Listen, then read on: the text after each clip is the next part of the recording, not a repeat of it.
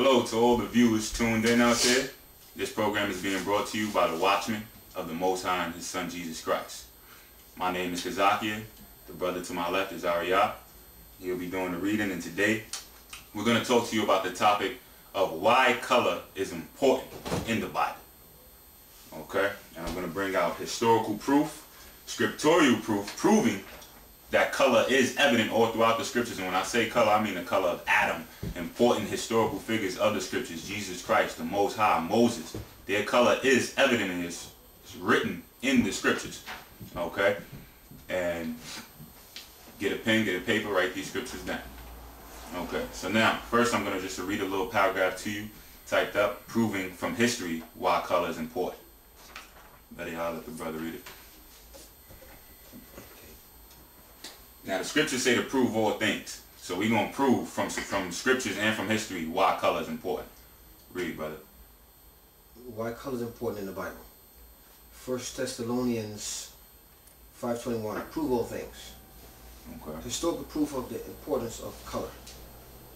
The color of the people in the Bible is of utmost importance because it gives you, the reader, a clear description of the people who wrote the scriptures, or what is called the Bible today. Right, so when you're reading the scriptures, when you're reading John and James, you should be having some type of physical depiction growing in your mind as to what these men look like. Because there is images drawn out there today as to who these men are. They draw you Caucasian images that comes from the Roman Catholic Church. Now, today, we're going to rebuttal that with scriptures of the truth of what these men look like. So this is going to give you, the reader, whoever's reading the scriptures, what these people look like who are in the Bible and who wrote the scriptures. Go ahead.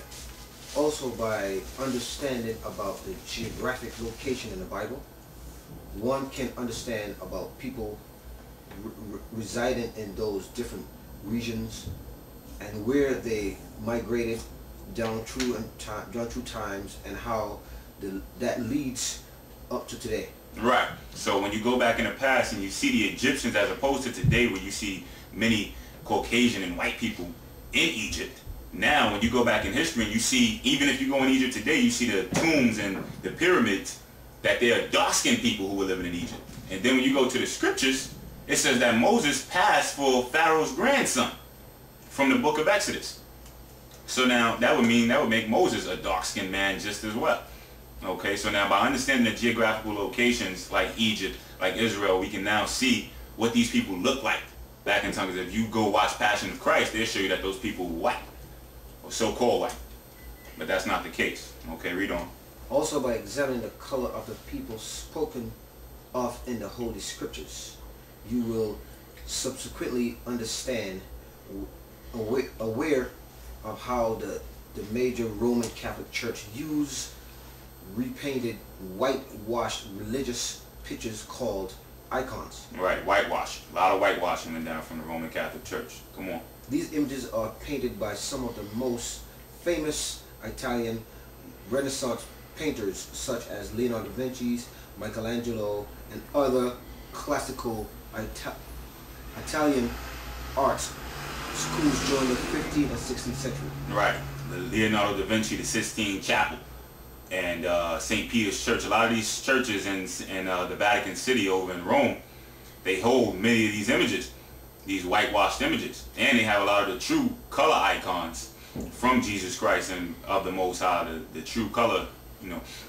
So go ahead, read on. These cultural changes in color were used to display and impressed on the minds of the indigenous people of the world that the Lord and His Son Christ, all the host of heaven, look like the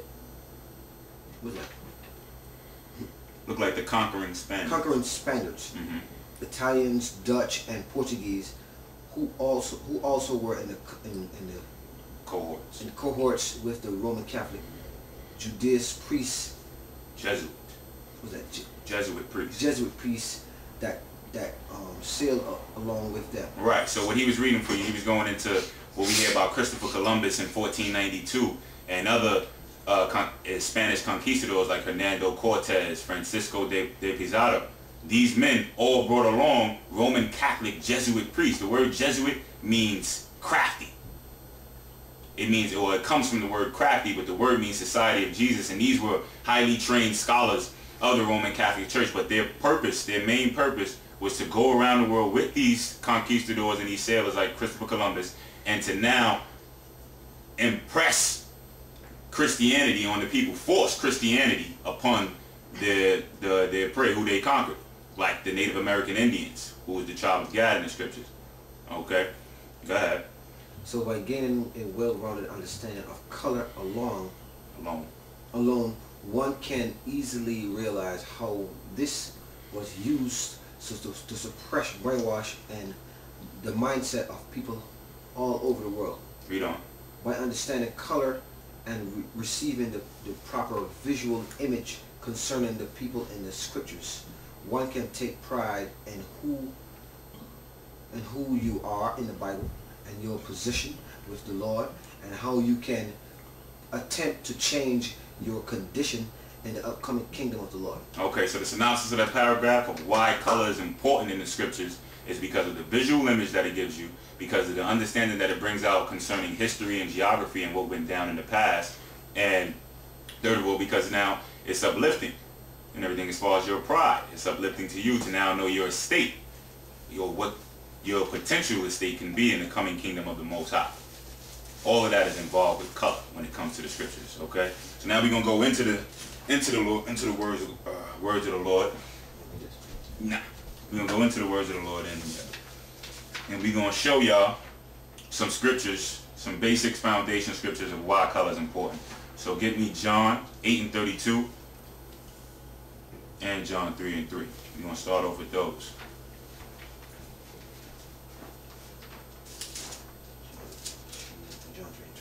That's right. John 8:32. And ye shall know the truth. And ye shall know what? And ye shall know the truth. You shall know the truth. The truth that's been hidden in the scriptures that people are not reading, that's what's not being brought out on your word channel, which is not being taught to you in your school because you're being filled with lies. The truth is that color is of the utmost importance for the reasons that are named up above. The truth is that, let me show you how color matters. When you go outside, this past week, it was nothing but rain. So now you go outside and the cloud is what color? If it's not blue and it's gray, more than likely that's telling you that the coming weather conditions is going to be rain. So now that's going to change your whole position of what you go outside and wear. You're not going to go outside and not take an umbrella or take a raincoat. That's color influencing you because you're looking up at the color of the sky. Let's say you don't look at the news and see the weather. How else does color? Color matters when you're eating. You're not going to eat some green bread because that signifies that the bread might be molded. Okay, so these are just simple reasons as to why color matters. So now if it matters with your food that you eat and the clothes that you wear, why wouldn't it matter with Jesus Christ or anything concerning the scriptures, which concerns your salvation? Okay, so Christ said you shall know what? The truth. Okay, and the truth is going to do what? And the truth shall make you free. The truth shall make you free of these lies that has been holding you down, that has you praying to wrong images, that has you looking and believing in a man who goes by the name of Caesar Borgias, who you believe to be Jesus Christ. That's not Christ, who's painted up into your churches. Okay? John 3:3. John 3:3. Jesus answered and said unto him, Verily, verily, I say unto you, except a man be born again, he cannot see the kingdom of God. Okay, so now this was Christ speaking to Nicodemus, an Israelite, telling him that he had to be born again. That's the only way now that he's going to receive salvation. Okay, go ahead. Yes, we don't. Nicodemus said unto him, How can a man be born when he is old? Okay, so Nicodemus was thinking on the physical level, on the carnal side, being born in the flesh. So he's like, how can I be born again now? I'm an old man. Right? Go ahead. Can he enter the second time into his mother's womb? Right. Once again, thinking on the flesh. Okay, go ahead.